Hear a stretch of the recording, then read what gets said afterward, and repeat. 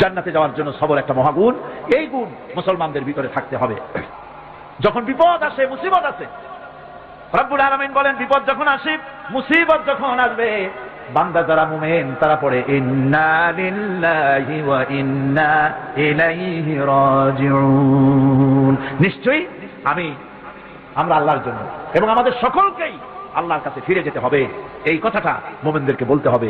পড় গিয়া জিস পর নজর বান্দা কো মৌলা কর দিয়া, পড় গিয়া জিস পর নজর बंदा को मौला कर दिया, आ गया जिस दाम में जोश कतरा को दरिया कर दिया।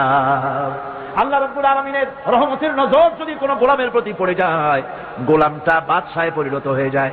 আল্লাহর রহমতের নজর যদি এক ফোঁটা পানির উপরে পড়ে যায়, পানি ফোঁটা আটলান্টিক মহাসাগরে পরিণত হয়ে যায়। সে আল্লাহ রাব্বুল আলামিনের উপরে ঈমান এনে সৎ কাজ করে হকের দাওয়াত দিয়া সবর ইখতিয়ার করলে পরে আল্লাহ পাক তাদেরকে জান্নাত দান করবেন। জান্নাতের সুউচ্চ মাকাম আল্লাহ পাক দান করে দিবেন।